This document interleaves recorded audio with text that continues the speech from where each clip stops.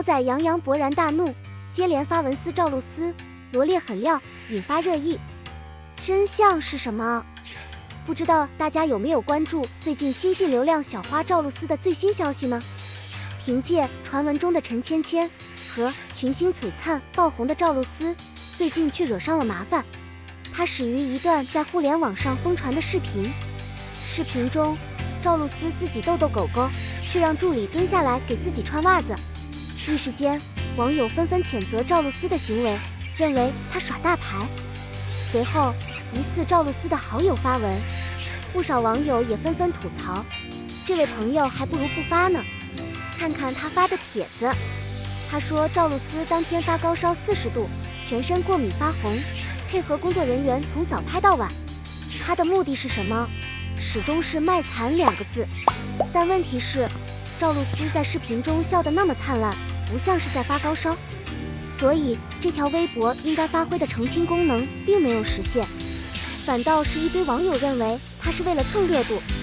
不过，这位疑似赵露思的好友脾气还是挺大的，还真的和爆料赵露思的狗仔打了起来。事情的真相是什么？不少网友爆料，其实是一场误会，称是工作人员在帮赵露思脱鞋时不小心把袜子脱掉了，所以才帮赵露思重新穿上。视频被恶意剪辑，真相是什么大家真的不知道。但是大家都知道，娱乐圈对助理的要求确实很高，助理需要干很多脏活累活。而此时赵露思的团队起诉了几名煽风点火的网友，但是事情并没有就这样结束。狗仔杨洋不断出口，也有业内人士为赵露思说话，但是近日狗仔杨洋却突然说赵露思的粉丝把他的孩子给肉了，要找赵露思算账。他所谓的清算，就是在网上整理一些关于赵露思的黑料，重点是这堆黑料有些确实站不住脚。比如赵露思数学考了16分，却能去台湾上学。赵露思在参加综艺节目《天天向上》时，表示自己的学习成绩真的非常差，数学考了16分。最让她尴尬的是，当了明星之后，父母的朋友都来问她成绩不好能不能当明星。就这一点，狗仔杨洋放出了一张截图，赵露思确实说过这样的话。不过说实话，娱乐圈里学习成绩差但业务能力好的人还少吗？虽然大家都喜欢名副其实的学霸，但也不会真的看不起学习成绩差的人，毕竟谁不想当优等生？而赵露思也没有炒作优等生的人品，而是直言自己的学习成绩不好。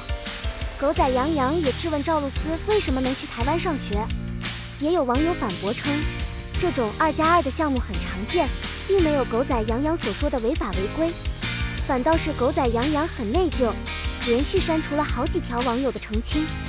而狗仔杨洋爆料的爱瓜已经没有东西吃了。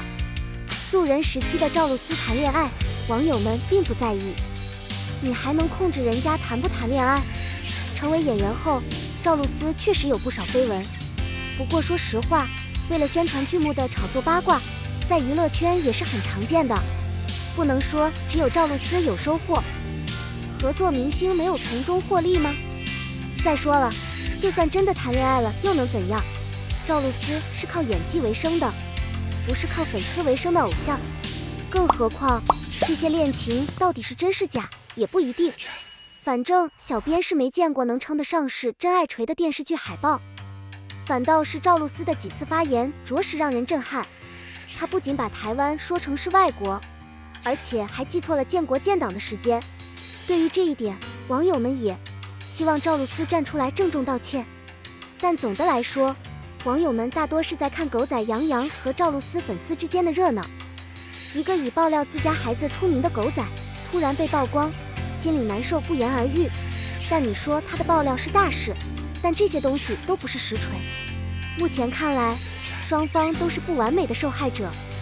群星璀璨，明月出海完结了，吴磊、赵露思主演，你吃瓜了吗？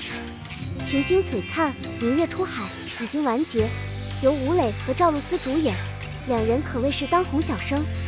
吴磊凭借《琅琊榜》和《飞流》爆红，赵露思的《奇葩说》陈芊芊更火。更有消息称，两人迟早要官宣恋情。如果真是这样，那他们就真的要吃瓜子了。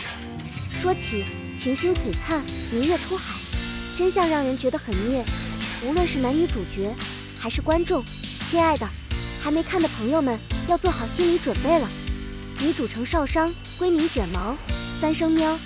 弹幕戏称33父母外出打仗10几年，留下33岁照顾外婆。她从小受到严厉的对待，养成了只相信自己，不依赖别人的性格。原本以为父母会回来，自己的苦日子就这样结束了，结果却更加凄惨。尤其是他妈维护表妹亏待33的那一幕，真是让人气愤不已。之后就是宅斗，与其他官家姑娘斗智斗勇，他们总是以自己的方式与他人打交道，然后升级为宫斗。因为成为了081的新娘，王后33留在宫里学习规矩，于是开始和公主打架。不过这也不能怪33，因为081是京城所有少女心目中的白马王子，因为女王对他呵护有加，极度让人抓狂。最终33的生活变得更加精彩，甚至升级为一场战斗，连33的父母都回应法令。男主林不一，后改名霍不一。弹幕戏称081背负着家破人亡的仇恨，为了给霍家报仇，他忍耐了多年，想要找到罪证，让所有和案子有关的人都付出代价，更想把罪魁祸首林毅去死。不过在暗中侦查的过程中，还是被林毅发现了，并且提前消灭了人证物证。081不知所措，大婚前夜借给林毅庆生，将其斩首。复仇计划从始至终，081都没有通知过33很难过，恳求圣旨离婚。之后081主动约引赶往边境，别人为了生存而战，他却想死，但是他不敢死，因为他愧对33，他要赎罪，想要得到33的原谅。就这样，我在身心的折磨中度过了5年。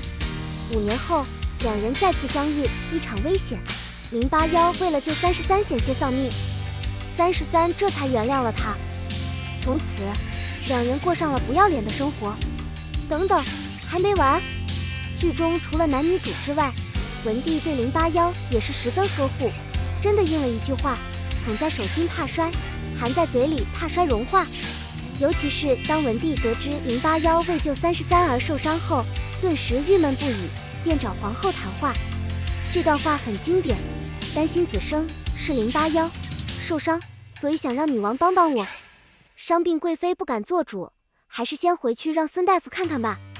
其实这不是伤的问题，你刚才也听说了，子生的伤是程家那个小丫头33岁造成的。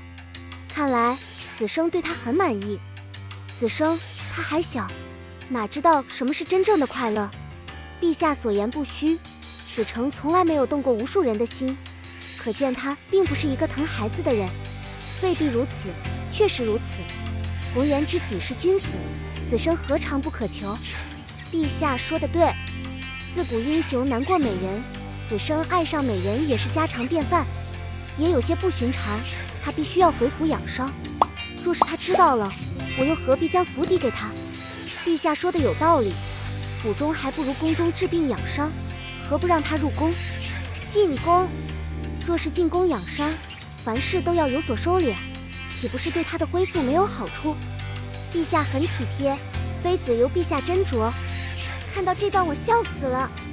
还有，这里就不说名场面了，03集后几分钟和04集前几分钟可以去看《月升沧海》，绝对解压舒爽。欢迎喜欢的小伙伴们一起聊聊这部剧其他有趣的地方。